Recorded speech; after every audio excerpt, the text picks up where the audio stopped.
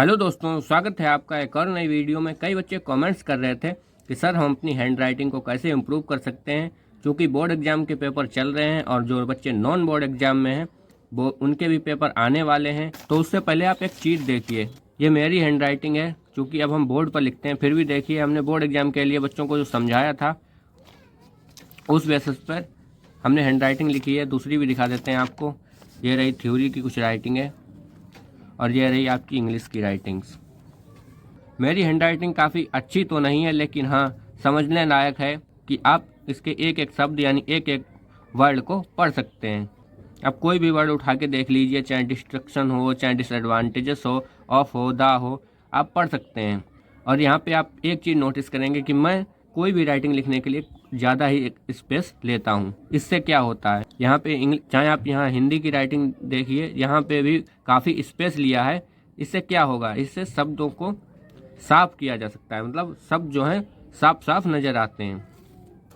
और मैं काफ़ी स्पेस में लिखता हूँ, जितनी कॉपी भर पाती है उतनी ही लिखता हूँ, लेकिन इतना भी दूर नहीं लिखता कि टीचर को लगे कि हाँ ये कॉपी भरने आया है। चाहे आप ये वाली देखिए, इसमें बहुविकल्पीय प्रश्नोत्तर देखिए कितने दूर दूर लिखे गए हैं, लेकिन एकदम साफ लिखे गए हैं।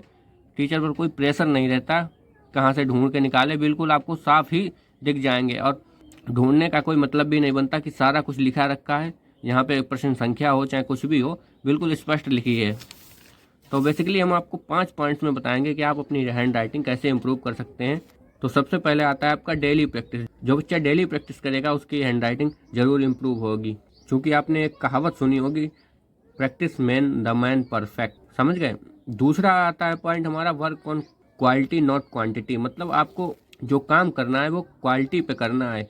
कई सारे टीचर्स कहते होंगे कि दिन में 10 पन्ने लिखो, आपकी हैंड राइटिंग अच्छी हो जाएगी, लेकिन बच्चे कहते हैं कि नहीं सर, हमने 10 नहीं 20 लिखे हैं लेकिन हैंड राइटिंग अच्छी नहीं हो रही है। तो आप 20 पन्ने नहीं, आप 30 मिनट में एक पेज लिखो, लेकिन पुरानी चीज़ों से कुछ सीखो, फिर आप एक पेज लिखो। अपने किसी भी शब्द में कुछ अच्छा इम्प्रूव करो। जैसे आप का बनाते थे, मान लीजिए का बनाया है, तो अगले दिन कुछ बेहतरीन ऐसे करके का बनाओ, उससे अगले कुछ इम्प्रूव करने की कोशिश किया करो, तब आपकी हैंड राइटिंग इम्प्रूव होना शुरू हो जाएगी। ठीक है, तो आपको ये वाला पॉइंट समझ में आ गया होगा, work on quality not quantity. मतलब ज़्यादा नहीं लिखना है, सही से लिखना है। ठीक है। फिर आता है आपका 21 डेज चैलेंज। अगर आप ये काम 21 दिन तक करते हैं तब आपकी हैंड राइटिंग काफ़ी इम्प्रूव हो जाएगी, क्योंकि अब होली आ रही है, उनकी छुट्टियां भी हो जाएंगी, तो आप ये काम अभी से भी स्टार्ट कर सकते हैं। तो चौथा पॉइंट आता है बोर्ड एग्जाम स्टूडेंट्स। तो वो बच्चे जिनके बोर्ड एग्जाम हो चुके हैं, वो बच्चे इस फॉर्मेट पर काम कर सकते हैं। वो अपना एक पेज डेली का राइटिंग करना स्टार्ट कर दें। लेकिन जिन बच्चों के बोर्ड एग्जाम चल रहे हैं वो तो आप इस फॉर्मेट पर काम मत कीजिए। आपके लिए हम बेसिक टिप्स दे सकते हैं कि आप अपनी जो कॉपी है उसमें अच्छा कैसे लिख सकते हैं। कॉपियों में आप ज़्यादा स्पेस का प्रयोग कीजिए, जैसे कि मैंने किया है।